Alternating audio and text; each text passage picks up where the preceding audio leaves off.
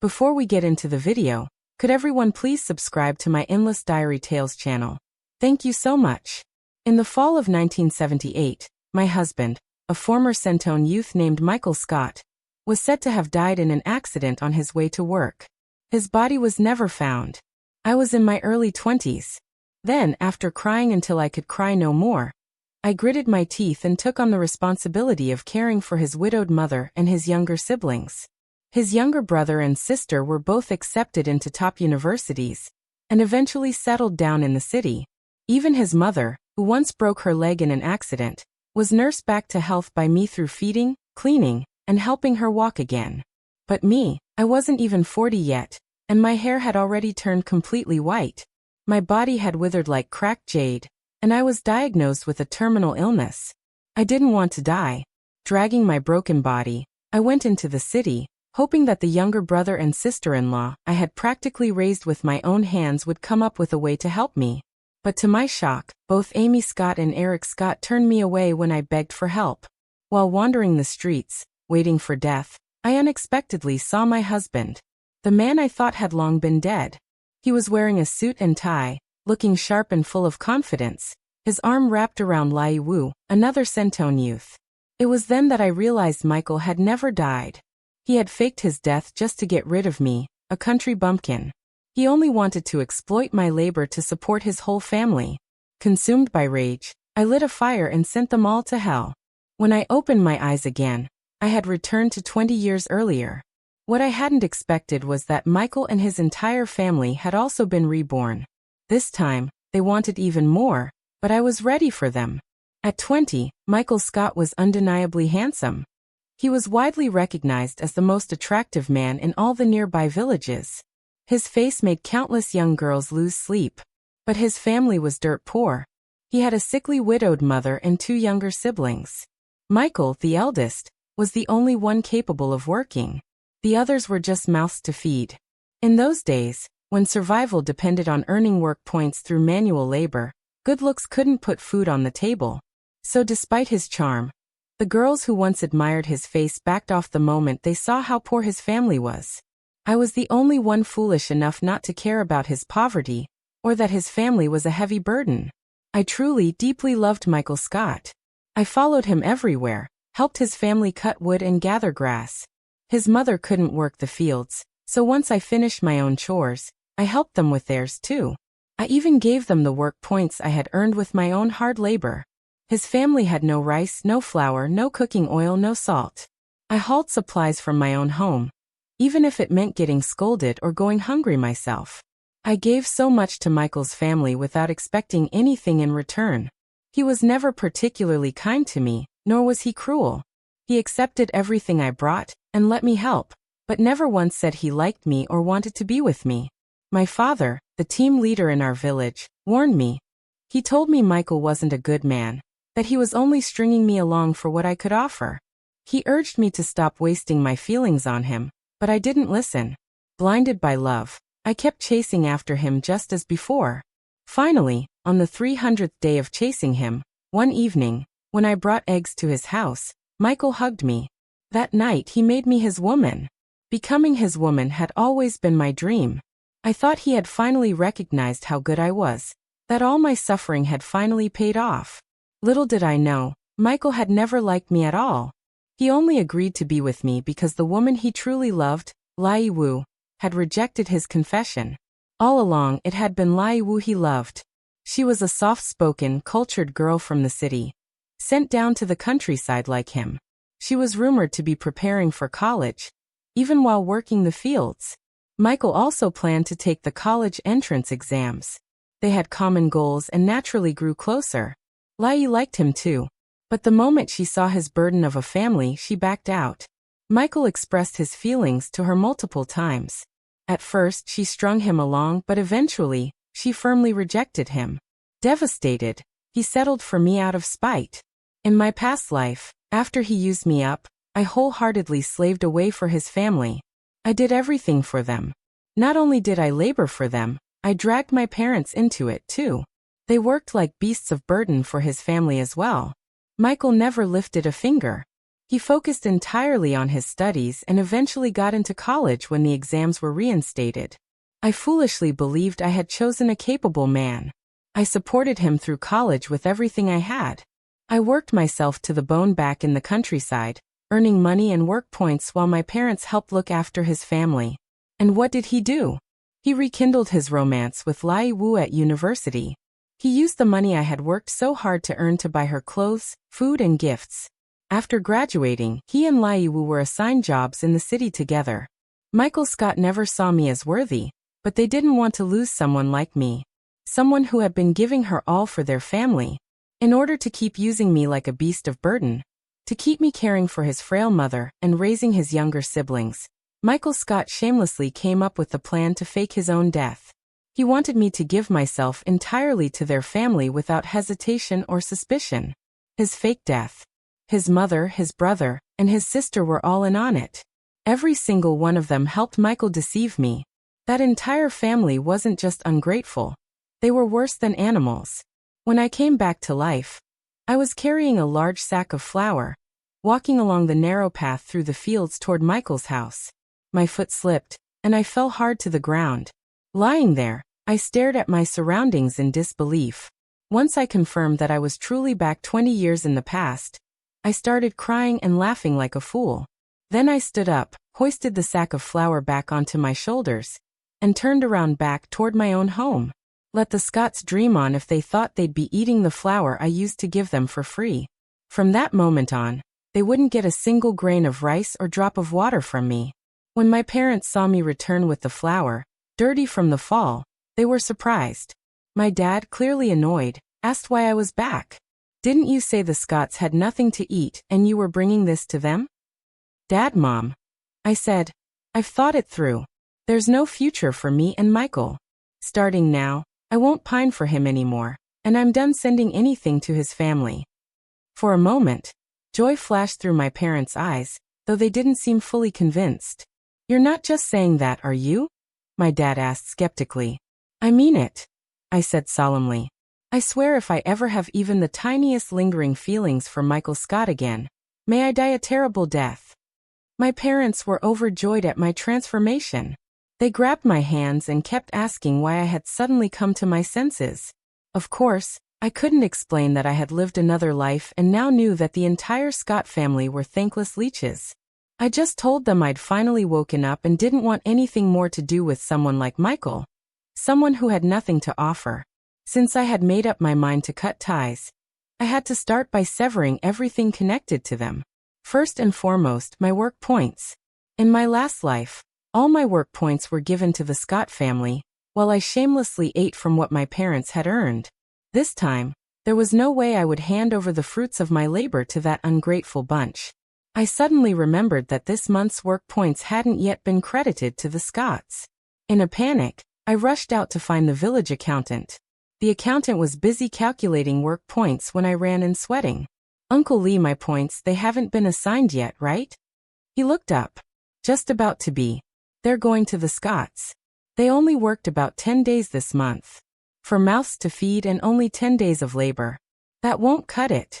That family really sees you as their workhorse. Then he added, looking at me with frustration. I don't get it. What did you ever see in Michael Scott? Just his face? Can a pretty face fill your stomach? Uncle Lee had always been close to my parents. His disappointment was clear. Uncle Lee, I said immediately, from now on, my work points belong to me. None of them go to the Scott family. He stared at me, eyes wide. Are you serious? You're not joking.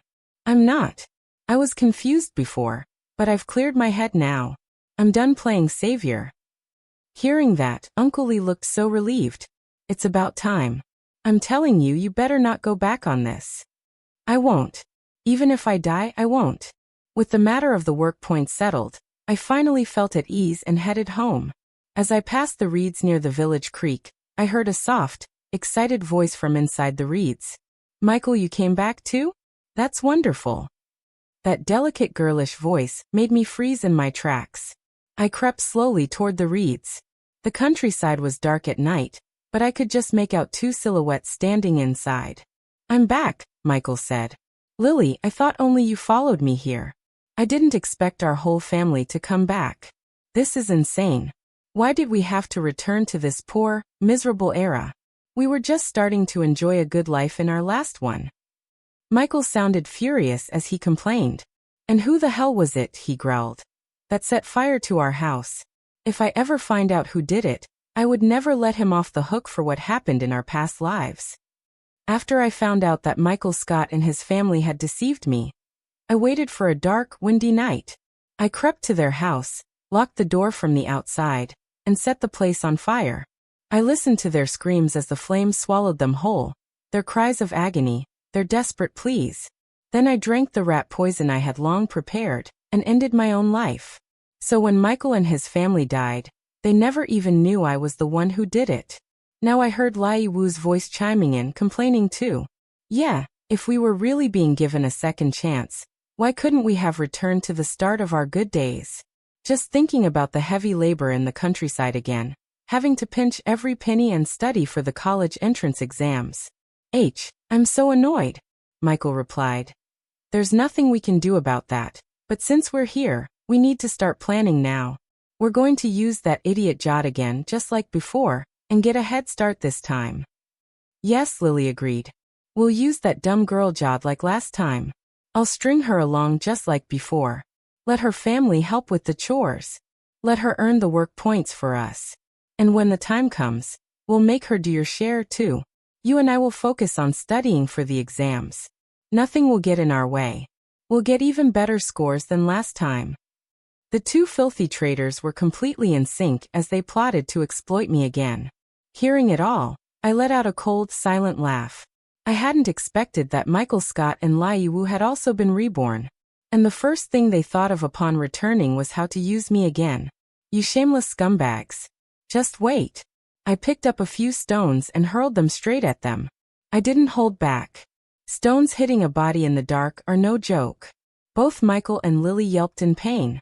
In the pitch black of night, hiding out in the reeds, they never saw it coming. Michael was in so much pain he wanted to scream for help, but I acted first. I pinched my throat and called out in a weird exaggerated voice.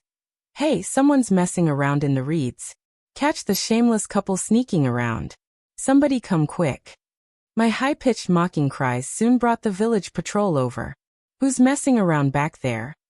Michael and Lily were terrified. In these times, getting caught fooling around before marriage was serious business. And since they still planned to use me as their personal slave again, they definitely didn't want their relationship exposed. Panicking, they tried to run through the reeds. But in their rush, they lost their footing and fell right into the river. In the middle of winter, falling into that icy water was no joke. They flailed and struggled until the patrol dragged them out, soaked and shivering, and took them away for questioning. As for me, the mastermind behind it all, I strolled home thoroughly pleased with myself. That night, lying in bed, I couldn't sleep. I kept thinking about how I'd deal with the entire Scott family from here on out. I didn't doze off until the second half of the night. But just as I was finally drifting off, loud banging woke me. Someone was pounding on the door. Jody, are you home? Came the shrill voice of Linda Chun, Michael's mother. I got up slowly and opened the door. And there it was, that familiar, revolting face. Linda must not have known that Michael had been taken in by the patrol last night. She'd waited all night for the flour I was supposed to deliver. And when it didn't come, she was desperate. With no rice left to cook, she showed up at my door herself. Wearing a fake smile, she said, Jody, we're out of rice at home. You promised to bring us a sack of flour. Leaning lazily on the door frame, I replied, Flour? Oh right. I did say I'd bring some, but my mom gave it to my aunt yesterday instead. The moment she realized the flour was gone, Linda's face dropped. Then what are we supposed to eat? The entitlement in her tone made my blood boil. I wanted to slap her right then and there. Eat. Eat your own damn food. I clenched my fists to hold myself back. Just then, my mom returned with a cloth bag in hand. When she heard Linda's question, her face turned cold. What you eat has nothing to do with our Jody? Linda stammered. But didn't Jody say? What did Jody say? My mom snapped. What does our Jody owe your Scott family? Huh. I've never seen such shameless people in my life. No hands, no feet, don't know how to work, just know how to beg for free food. Every time my mom saw someone from Michael's family, her anger spiked. She spat toward Linda. "Pa, you disgust me. Your whole family's full of poison. There's not a single decent person in your whole family." My mom snapped. "Your son was caught last night fooling around, and is being interrogated by the patrol. And instead of figuring out how to get him out, you actually have the nerve to come to our house begging Jody for food." "What? Michael was caught?" Linda Chun stood there stunned. She knew full well that Michael had gone out last night with Lai Wu. Their whole family was aware that the two had been secretly getting closer. It was obvious they'd slept together. But Linda wasn't worried about that. What she was worried about was the fact that there was no rice left to cook. She had planned to wait until Michael came back to figure things out, but hunger was too much to bear, so she came knocking on my door instead. She never expected to hear that Michael had been taken away by the patrol. Panic took over. She completely forgot about asking for food and turned around to run back home. Behind her, my mom raised her voice shouting, "I'm warning you people. Stay away from my daughter.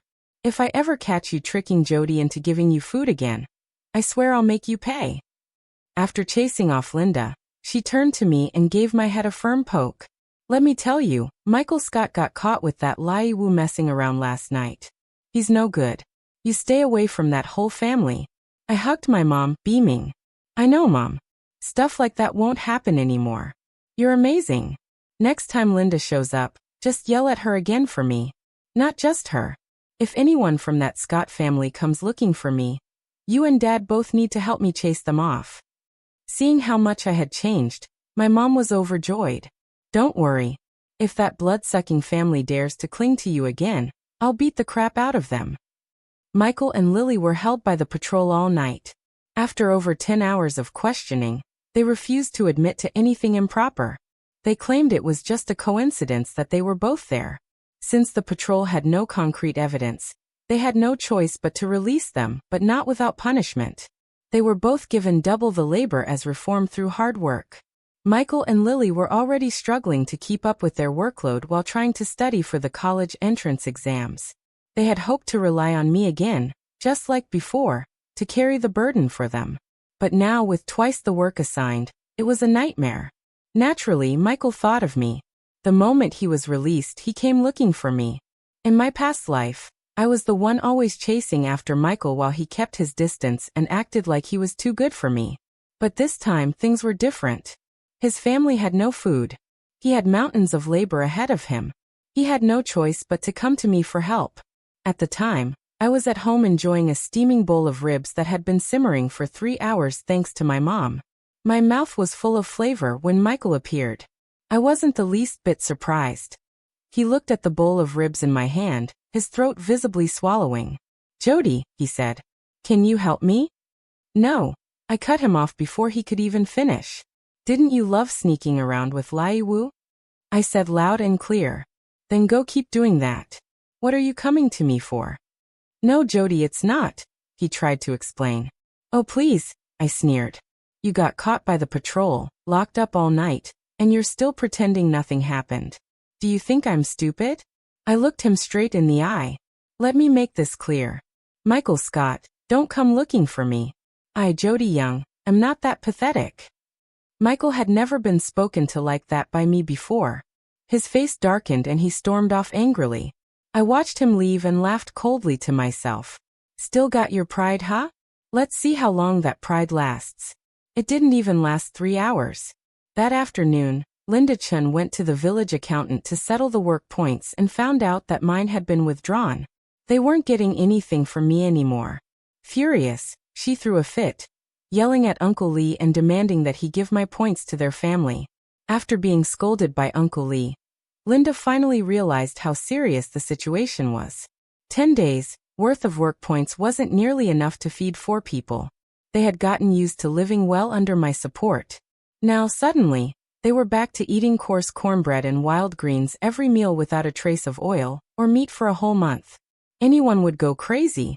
If this had been the previous version of Linda's family back when they were used to suffering, maybe they could have toughed it out. But this Linda, This whole Scott family had come back from a life of comfort. They weren't used to hardship anymore.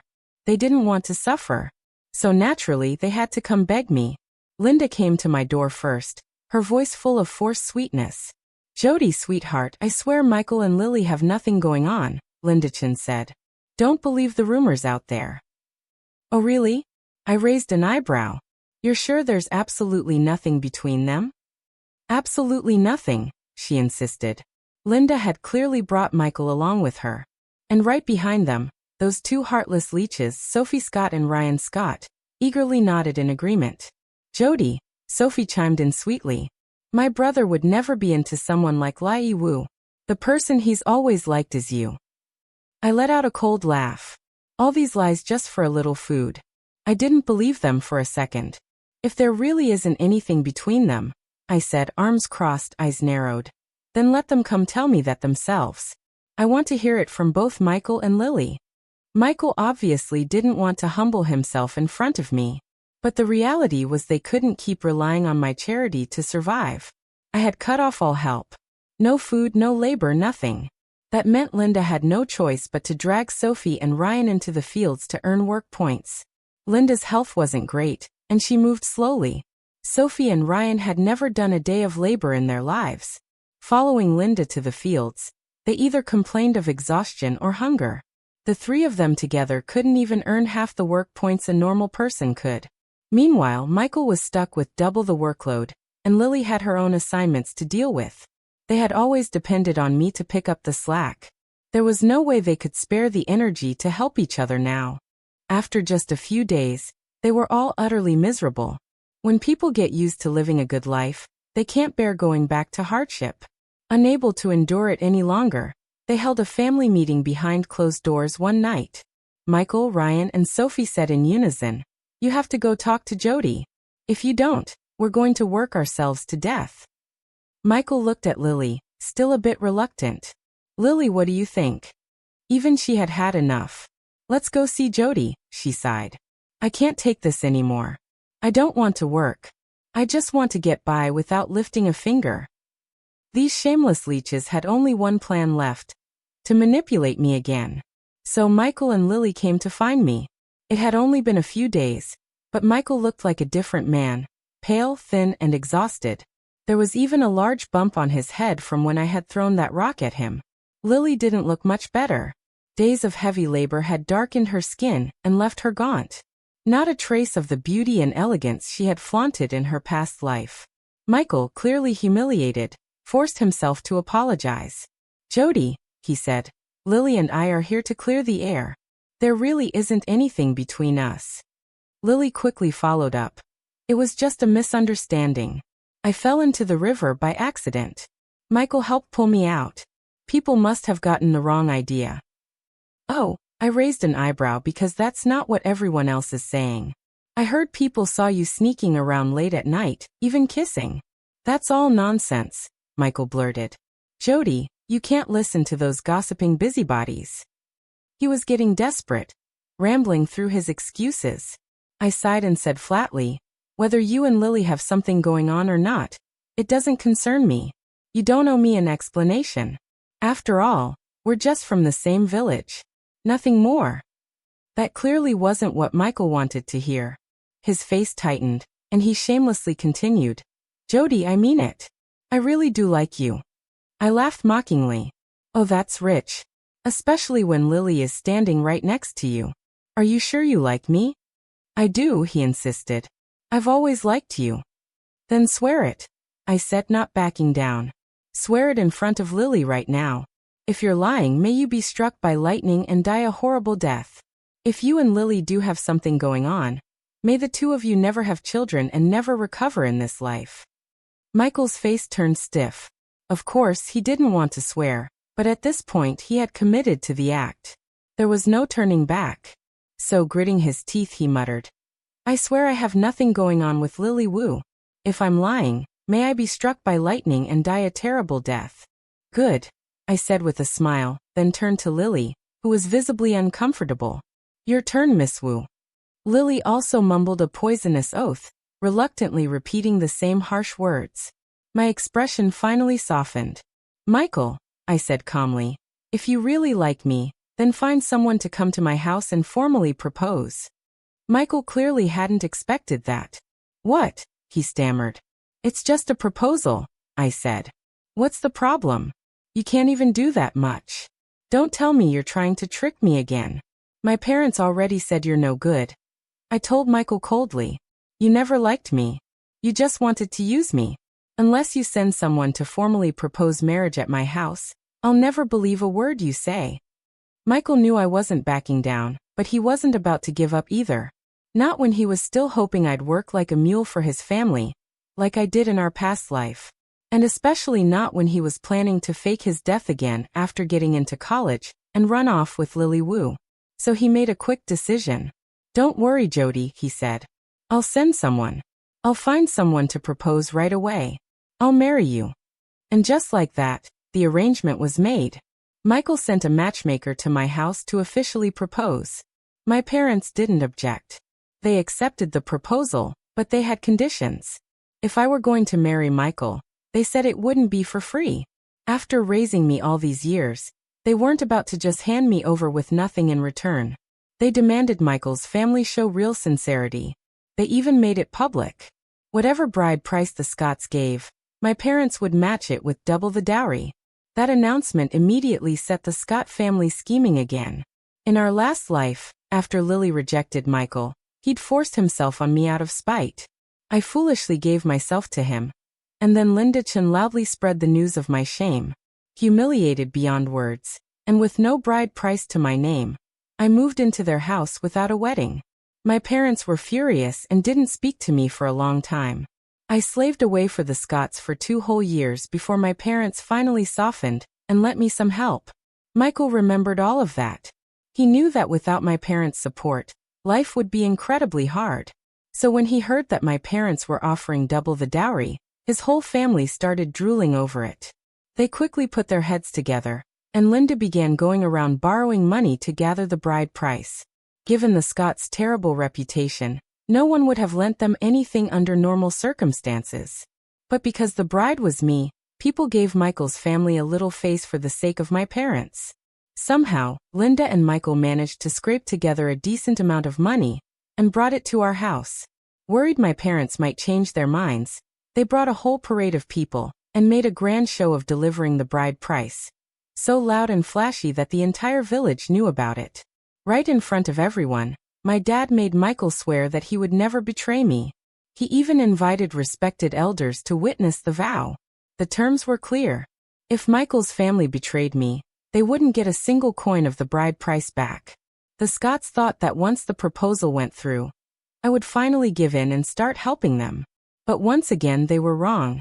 I used the excuse that I had injured my leg and stayed in bed, refusing to go out at all. Not only did I offer them no help, but their debts were piling up and they were sinking fast. And it wasn't just the Scotts who were struggling. Lai Wu was too. In my previous life, I never went after Lily. She was good at pretending and managed to live pretty comfortably in the village. But this time, after her scandal with Michael was exposed, people treated her differently. They rolled their eyes at her, talked behind her back, and shoved all the hardest, dirtiest jobs her way. Lily had been hoping Michael would convince me to give her an easy job like a scorekeeper. But after our engagement was announced, she didn't just lose that hope. Her workload got even worse. Exhausted and miserable, Lily finally broke and went to Michael to talk. The two of them couldn't afford to meet openly, so they snuck around again, this time avoiding the reed field where they'd been caught last time. Instead, they chose the bamboo grove behind the mountain. To be cautious, Michael went up the mountain first to scout the area. Once it was clear, they agreed Lily would imitate a bird call. If Michael responded with the same sound, it meant it was safe. When Lily arrived, she called out with 2 soft bird chirps. Michael responded, and she ran happily toward him. She had only taken a couple of steps when a sudden gust of wind swept past her. Something heavy struck her on the back of the head. Lily collapsed without a sound. Michael, waiting up the hill, grew impatient when she didn't arrive and came down to check. As he stepped into the clearing, he heard the same whistling wind and felt a sharp pain at the back of his head. He crumpled to the ground. They both woke up to the sound of commotion around them. Opening their eyes, they realized they were tied up, hands and feet bound tightly. Michael was wearing nothing but his underwear, and Lily had only a thin coat draped over her body. All around them were murmurs and gasps from a crowd of villagers. The loudest voice came from the village militia captain. "I knew something was off with these two," he said. "Ever since we caught them fooling around in the reeds, I've been keeping an eye on them. And tonight, I saw them again half-naked, hugging in the woods. Right then and there, I ordered them tied up. Oh my God, they really were fooling around." Someone gasped. Didn't Michael already propose to Jody? How could he do something this shameless? I've been saying all along something was off between them, but no one believed me. Well, caught in the act side by side. Does Jody even know about this? She probably doesn't. Poor Jody. She gave everything to the Scott family, helped them work, gave them her work points, brought food and supplies. Her whole heart's been with Michael. And now after getting engaged, this is how he treats her. She's going to want to die from the shame. Disgusting pigs. If you like each other so much, be open about it. What's with all the sneaking around? They're clearly just using Jody. It's so gross. The villagers surrounding them were furious, spitting at Michael, Scott, and Lily. Michael tried to defend himself. "It's not what it looks like," but someone cut him off. "You can stop right there. The facts are all laid out. You think you can lie your way out of this? Someone go get Jody. Let's hear what she wants to do." As the crowd murmured, I stepped forward, hair loose and eyes blazing. When Michael saw me, his first instinct was to speak. "Jody, it's not what you think." But I didn't wait for his excuses. I stormed forward and began beating him with all the rage I had pent up. "You lied to me, Michael. You said you had nothing to do with Lily. You swore to me, you two-faced bastard. You deserve this." Michael couldn't even fight back. I didn't hold back for a second. In no time, blood was running from his nose and mouth as he howled in pain. The villagers, honest folks, hated cheaters and manipulators like Michael more than anything. Not one person stopped me. In fact, someone even handed me a stick. "Here, hit him harder." 2 lifetimes of anger came flooding out, and I wasn't going to waste the chance. Just as I was fully in the moment, Linda Chun came rushing over with Sophie and Ryan. The second she saw Michael covered in blood, she let out a wail and tried to stop me. "My poor son, Jody. Why are you hitting my son? Stop it. You've got the nerve to cry," someone barked at her. "Look at Michael and Lily. You really don't get it. That whole family's trash," another chimed in. "They're clearly in on it together, trying to use Jody like a servant." What? They thought she'd slave away for them forever? Only a naive girl like Jody would fall for Michael's pretty face. What else has he got going for him? Hearing all this, I turned and grabbed Linda by the arm. "You knew. You all knew about Michael and Lily sneaking around. So why did you still come to my house to propose? You just wanted to use me to work for your family, to bring you rice and flour." Before Linda could say a word, I threw my head back and cried out loud and raw. "You Scots are vile. You used up all my work points, ate all my food, and it was all a lie. All of it. I'm done. I want to call off the engagement. I don't care what it takes." Just then, my parents arrived in a rush. "Not only is this engagement over," my dad shouted, "but the Scott family needs to return everything they took from Jody. Every point, every grain of rice, every drop of oil." "That's right," someone in the crowd agreed. "You think you can treat people like this? Unforgivable. They've got to return everything Jody ever gave them." I knew there was something fishy about how eager they were to bring that bride price. Turns out they just wanted Jod's dowry. "Keep dreaming," another villager shouted. "Michael cheats behind her back. And now they think they'll get to keep the bride price? Hell no. In fact, they owe her every last thing she gave them over the past 2 years. Exactly. Pay it back. Every last bit. And don't think Lily gets off easy either," someone shouted from the back. "She knew Michael was engaged to Jody, but she still went behind her back. There needs to be consequences." The whole crowd was boiling with righteous anger, calling for punishments against Michael Scott and Lily Wu. I saw the hopelessness in both of their eyes. They'd come into this life with their plan all mapped out. Use me again, have me carry their burdens while they studied, and went on to the best universities. But now, with public disgrace and formal punishments on their records, they could kiss those dreams goodbye. Everything was unfolding exactly the way I had planned. That very day, I went straight to the village secretary and the accountant, carrying the account book, and headed to Michael Scott's house to settle the score. Everything Michael's family had taken from me in the past 2 years, every single work point was clearly recorded. There was no way they could deny it. I had only one demand. They had to return every last work point that belonged to me. They had to give back every bit of grain, oil, rice, and flour I had ever delivered to them. My request wasn't excessive, and all the villagers knew it. Everyone had seen with their own eyes how I'd been used, and they all condemned the Scott family. They scolded them for being shameless and ungrateful. With no way out, the Scott family had to return everything I'd ever given them. The bride price they had scraped together so painstakingly, well, that couldn't be taken back. That's an unspoken rule in the countryside. Since it was Michael who cheated with Lily Wu, the fault lay entirely with him. He had no right to reclaim anything he said to my house. Michael's family suffered a huge loss. Things had already been bad, but now they were far worse.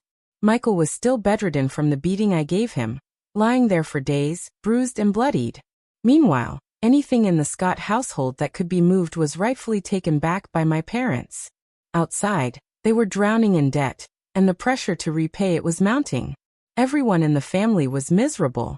Michael, still not fully recovered, lay in bed, burning with shame and regret. "This isn't how it was supposed to go," he muttered bitterly. "Where did it all go wrong?" Sophie and Ryan, those two spiteful siblings, started blaming Michael and Lily. "This is all your fault, Michael," Sophie snapped. "Why did you sneak off to see Lily? You didn't even do that in the last life. If you hadn't messed things up, we'd still be living easy. Now everything's ruined. You two are completely responsible." And what could Michael do to take responsibility? Nothing. The scandal had already been recorded in both his and Lily's personal files. Any dream they had of getting into a top university was now just that, a dream. He was furious, but all he could do was stew in helpless rage. The Scotts, already just a family of widows and orphans, had no influence in the village to begin with. Now, after offending my family and racking up so much debt, they had creditors knocking at their door day and night.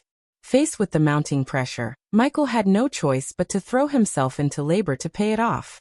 But he only had 2 hands, and word of his scandal had spread. No one in the village wanted to help him. People avoided him like the plague. And it wasn't just Michael. Linda, Sophie, and Ryan were all looked down on. They were assigned the heaviest, dirtiest work. The food they got was barely enough to keep them alive. With all the debt they owed, everything they earned went straight to repayment. Their days were sheer misery. But Linda, Sophie, and Ryan couldn't take it. They had believed that being reborn meant returning to better days. Instead, they were stuck in a life worse than before. They couldn't accept it. Fights and screaming came from the Scott household nearly every other day, so loud it shook the village. Everyone would rush over to watch the show. The disaster within the Scott family didn't stay contained. It spread to Lily Wu apart from Michael. Everyone in the Scott family blamed her for their misery. After all, in the previous life, she had turned Michael down. But in this one, she had been secretly meeting with him even after he got engaged to me. Sophie and Ryan spit at Lily whenever they saw her. Linda hurled obscenities at her, vulgar and cruel. But no matter how vicious their insults were, it didn't change a thing. Sophie and Ryan were rotten to the core. Sure, they had young faces, but their minds were decades old. They knew exactly what was happening now. Michael would never get the successful life he had in the last one. But they still wanted to. They still wanted a good life. So, for the sake of their own futures, the 2 little beasts came up with a wicked plan and offered Michael a disgusting suggestion. "Michael, look at your situation. It's hopeless now," Ryan said. "But Lily still has feelings for you. Why don't you just sleep with her? Once it happens, she'll be obsessed with you again, just like before. She'll stick with you no matter what. That'll make things easier on you, and we can go back to school." "Don't worry," Sophie added. "Once we're back on top, we won't forget what you did for us." Linda agreed. "That's the only way. Lily's still in love with your face. She's always been easy to fool." Michael frowned. But Lily, she's supposed to be my wife. How could I do that to her? Lily. Linda sneered. What good is she now? She can't work and her chances at school are done. Marrying her would just add another mouth to feed. Can you afford that? You really want to keep slaving away like this? Sophie asked. This is your chance. Michael didn't want to admit it, but he was still emotionally attached to Lily. He didn't want to betray her, but his mother and siblings kept pushing one after the other, hammering it into him. When they saw he was still hesitating, the three of them finally lost their patience. They might have supported his relationship with Lily in the last life, but that was when Lily was still the smart, graceful girl who had a bright future ahead. This Lily, this one, was nothing but a burden. She used to be a college student with a bright future and a good job, Linda said. Now Lily has nothing. Why should our family let her drag us down? The three of them, Linda, Sophie and Ryan, put their heads together and quickly came up with a plan. They couldn't let Lily Wu continue being a burden to their family, so they decided she had to be taken care of. The three of them plotted a setup. Ryan was the one sent to lure Lily, telling her that Michael wanted to meet her at the abandoned temple at the edge of the village to discuss their future. Lily had been having a rough time. Not only was she being targeted by the Scott family, but the other villagers treated her with open disdain. Her reputation was ruined, and her dreams of going back to the city to study were long gone. The only hope she had left was that Michael would take responsibility for her. After all, she genuinely loved that face of his. But the Scott family had been blocking her at every turn, keeping her away from Michael. Now, with this sudden chance to see him, she was overjoyed, convinced they were finally going to talk about getting married. Instead, when she arrived at the rundown temple, it wasn't Michael waiting there. It was old Lee, a 40-something local bachelor known for his lecherous ways. Lily tried to run, but old Lee wasn't about to let this opportunity slip away. He grabbed her. She struggled with all her might, but she was too weak. The temple was far from the village, and even if she screamed, no one would hear. And just like that, old Lee overpowered her. But that wasn't the end of it. Right after the act, a crowd showed up. Dozens of villagers were drawn by the noise. Old Lee boldly claimed Lily had seduced him. Then he pulled grain coupons out of her pocket, and people even found candy and pastries he had supposedly given her at her house. Of course, Lily denied everything. She cried and shouted, insisting it had all been a setup, that Ryan had told her to come there to meet Michael, but Ryan denied it all. Michael also feigned confusion, claiming he never told anyone to arrange a meeting. With no witnesses and only Lily's frantic accusations, her defense was weak and easily dismissed. No one believed her. On the contrary, old Lee's story sounded plausible. He'd been seen helping Lily with her chores, bringing her cooked meals. To the villagers, it looked like she had been cozying up to him in exchange for food and favors. Lily's reputation took another catastrophic hit. Then old Lee had the audacity to send someone to propose marriage. Lily flatly refused. But in this era, a woman whose reputation had been ruined didn't have the luxury of saying no. She had already crossed that line with him. Who else would ever want her? Michael was there when it all happened. He saw it with his own eyes. His beloved Lily pinned under old Lee, exposed and humiliated in front of half the village. His heart sank to rock bottom. He had loved Lily deeply, but the memory of her being disgraced like that was something he couldn't get past. He had loved the pure, untouchable Lily Wu, but now the image of her with old Lee was seared into his mind. His own reputation was also in tatters. No one in the village wanted anything to do with him anymore. Michael had two options. Marry Lily Wu, now tainted in his eyes and ruined in everyone else's, or turn his attention back to me. He used to think I was just a dumb country girl, only good for labor. But now my hard work looked more and more like a rare strength. If he could just get me to marry him, at least there'd be someone to help shoulder the family's burden. So Michael tried to get close to me, but I didn't give him a single chance. After discussing among themselves, the Scott family decided to take the next step. They started scheming again. Sophie and Ryan, those two little wolves in sheep's clothing, began tailing me. They tracked my movements, waiting for me to be alone. I noticed them more than once, sneaking behind me. But I knew what they were planning. I knew exactly what kind of people they were. Devious, ungrateful, and utterly without shame. If they were following me, it was because they were preparing some nasty trick. Up until now, I'd only given Michael a small taste of what I was truly capable of. But if they wanted to walk into the trap themselves, then I'd happily play along. So, I pretended not to notice them. In fact, I even gave them an opportunity. That night, the village was screening a movie. I deliberately went out late to see it, making sure I'd appear alone. It was the perfect setup. Sure enough, Sophie and Ryan immediately ran to tell Michael. As I passed the reed field on my way, Michael suddenly leapt out and grabbed me. Seeing that he'd caught me off guard, Sophie and Ryan ran off to get Linda. Linda, in her usual loud voice, started shouting Michael's name all over the village, saying, "Michael went to the reeds tonight to catch fish." Linda Chun cried out in panic, fearing that Michael had fallen into the river. She sobbed and begged the neighbors to help look for him.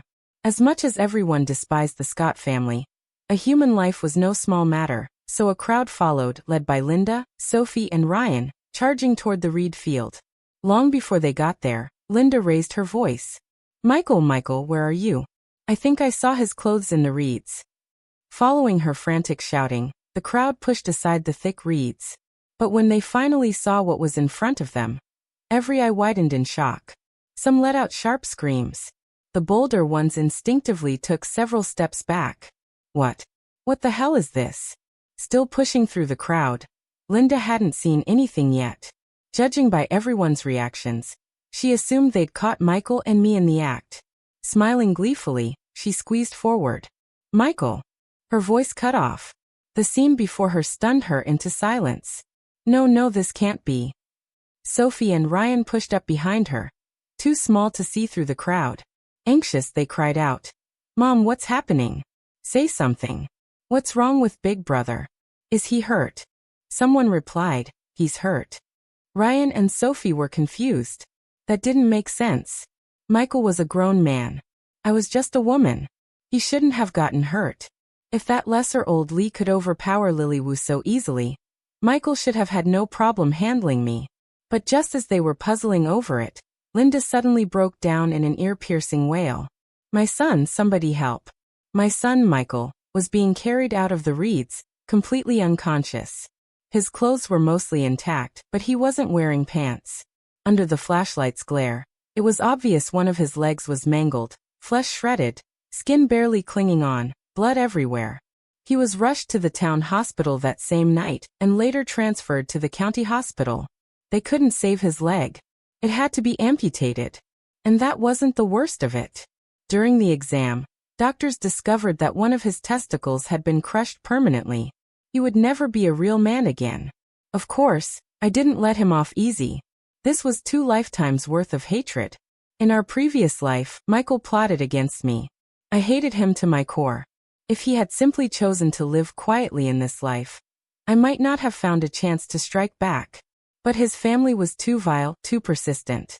They wouldn't stop until they dragged me down with them.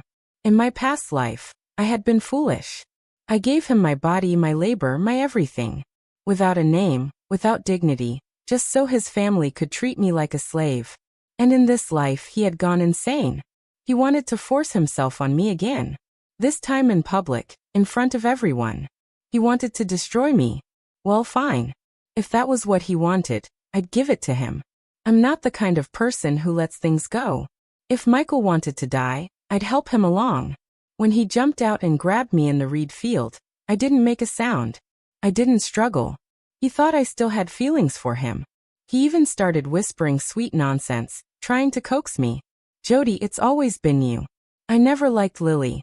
She's the one who kept clinging to me." I stayed silent. He thought I believed him. His hands started trembling with excitement as he rushed to take off his pants, clearly intending to force himself on me. But I moved first, calmly, precisely. With one move, I grabbed and twisted him into submission. His face twisted in pain, and he blacked out immediately. Then I picked up the heavy stone I had hidden earlier, and brought it down on his leg again and again. Hatred fueled my strength. I kept smashing until I was certain the leg was broken beyond repair. Only then did I toss the rock into the water, wipe my hands, and quietly leave. So when Linda, Sophie, and Ryan arrived with the others, All they found was Michael, unconscious, soaked in blood. As for me, I was never there. The news that Michael had lost a leg and becoming __ spread fast. Linda fainted several times at the hospital and cried herself hoarse. She clung to every person in sight, wailing that someone had hurt her precious son. They wanted to call the police. But in the end, Linda Chun didn't go through with it. Sophie and Ryan stopped her. Those two little wolves in sheep's clothing couldn't let her make that call because if the police investigated, they wouldn't walk away clean. Michael would be arrested and charged with attempted rape, while I, at worst, would be accused of excessive self-defense. They didn't want this to blow up. After weighing the consequences with Linda, she broke into a cold sweat. After all, Michael was an adult. But Sophie and Ryan were still minors. If it came to court, Michael would absolutely go to prison. Linda didn't want the police poking around, uncovering the truth about the trap they had set for me. She had no choice but to abandon the idea of pressing charges. 3 days later, Michael finally regained consciousness. When he learned he'd lost his leg and was now a __, he passed out again from the shock. When he woke up, he went into a full-blown meltdown. He shouted and thrashed, but Sophie and Ryan pinned him down while Linda covered his mouth and tried to calm him. "Son, we didn't mean for it to turn out like this," she said tearfully. "That wicked Jody, she's heartless. We won't let her get away with this. Just wait and see. We'll get revenge." Sophie and Ryan chimed in to console him. "Big brother, revenge is a dish best served cold. We'll help you get her back. Just hang in there for now." And so the idea of going to the police was buried. By the time Michael was discharged from the hospital, a full month had passed. Things at the Scott household had only gotten worse. Michael was now disabled. He couldn't work. All the chores fell on Linda, Sophie, and Ryan. Days blurred together in exhaustion. Then the college entrance exams came and went. Neither Michael nor Laiwu were eligible to take them anymore. Not long after, it was time for Sophie and Ryan to start elementary school. But if they went to school, who would do the work at home? Linda couldn't manage everything alone. And Michael was completely useless now. So just like that, their dreams of education were shattered. They could only stand at the edge of the schoolyard, watching other kids carrying their school bags inside. Their hearts burned with jealousy and hate. They hated me. Hated that I wasn't the same pushover I was in the last life. Hated that I refused to be their mule anymore. Whenever the Scotts looked at me, their eyes were like blades. If they could, they would have torn me to pieces. Too bad for them. There was nothing they could do. They couldn't fight me. Couldn't out-talk me. They had no power over me now. Time passed quickly. 3 years flew by. I turned 23. Sophie and Ryan were 10. They still hadn't gone to school. Every day they labored in the fields beside Linda, faces turned to the sun, backs bent toward the soil. The Scott family had become the poorest household in the village. Their debts were still sky-high. Their chores never ended. Their lives were tighter than ever. Then one morning, disaster struck again. Linda went up the mountain to gather firewood and fell into a ditch. Just like Michael, she lost a leg. When I heard the news, I was at home happily preparing for my wedding. I was getting married to a young soldier from the neighboring village. He came from a good family, just one sister, kind and honest parents. After meeting once, we both felt the connection. Things progressed quickly from there. My parents didn't even ask for a bride price. In fact, they gave me a generous dowry. In the days leading up to the wedding, I stayed home busy organizing my trousseau. When I heard what had happened to Linda, I was stunned for a moment, and then I laughed. In the last life, Linda had broken her leg too. I had assumed that given the chance to start over, she'd be more careful. Turns out, even with a second chance, she couldn't change her fate. Now the Scott household had 2 disabled people, and Sophie and Ryan had no choice but to give up their education dreams for good. They had to shoulder the responsibilities of adulthood. A few days before my wedding, I went into town to buy the last of my dowry. On my way back, I ran into Sophie and Ryan. They were carrying bundles of firewood, their faces drenched in sweat. Both of them were pale and gaunt, dressed in ragged, patched clothes. When our eyes met, theirs were filled with deep, bitter hatred. I smiled sweetly at them. "So how does it feel?" I asked, tilting my head. Wasn't last time around just as exhausting? Feels worse than death, doesn't it? I asked, smiling. The moment I said that, Sophie and Ryan's faces went pale in perfect unison. You came back too? They stammered. That's right. I came back just like you. I grinned at them. You two heartless little monsters. In our last life, I gave everything for you. And how did you treat me in return? Did a dog eat your conscience? They couldn't respond. Their mouths opened, but no words came out. Their silence was the best answer. In the last life, because of me, you had good food, warm clothes, the chance to go to school, even the chance to leave this miserable village. And in this life, without me, let's see if you can change your fate on your own. Watching their faces turn red with shame and rage, I added another jab, my voice syrupy sweet. So far, it doesn't look like it. After all, you've got two crippled people at home to take care of now. Oh, by the way, how are you liking the gifts I sent you? Their expressions changed instantly. They finally realized. So what happened to my brother? It was your plan. Ryan asked. Yep, I said lightly. Why was that not allowed? You're a monster, Sophie cried. What did he do to deserve that? I met her glare with one of my own. Oh, you really think I didn't know what your family did to me in the last life? I sneered. Do you want to know how your whole family died last time? I set the fire. It was me. Both of them froze. That's right. After you refused to help me, after I had nowhere left to go, I saw Michael and Lily alive and well. I was about to die, so why would I let you people live? I waited until your whole family was gathered together, and then sent you all straight to hell. I laughed out loud in their stunned silence. Ever since I came back, I swore I'd make you all suffer a fate worse than death. So far, Michael, Lily, and Linda have all gotten exactly what they deserve. That just leaves the two of you. Their faces turned ashen. What? What are you going to do? Ryan asked, voice trembling. I already told you. I said, my voice calm. I'm going to let you live, but in a way that makes you wish you were dead. And guess what? It's your turn next. With that, I turned and walked away, laughing as I left them standing there, terrified, speechless, and looking at each other in horror. They were so scared after that day. They became like jittery little animals, constantly on edge, looking over their shoulders, always afraid I'd strike at any moment. But I didn't, because the person who was coming for them next wasn't me. It was Lai Wu, dear sister-in-law Lily, the one they had set up and betrayed. I told old Lee everything about what Ryan and Sophie had done to Lily. He passed the news to her. Lily couldn't return to the city. She was stuck in the countryside now, and she was filled with resentment. She hated Ryan and Sophie with every fiber of her being. And Lily wanted revenge. But the worst kind of revenge isn't death. It's leaving someone alive to suffer. So Lily got creative. She knocked Sophie unconscious and poured boiling water on her face, disfiguring her forever. Then she went after Ryan. She blinded one of his eyes and chopped off 4 of his fingers. The entire Scott family had become disabled. Each and every one of them, broken, miserable, dependent on each other just to survive. And while their lives spiraled into pain and despair, I was radiant in my wedding dress. I married the soldier from the neighboring village, the one my parents had carefully chosen for me. He was a wonderful man.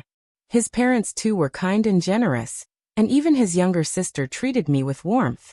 1 year after we married, I followed my husband as he was stationed with the military.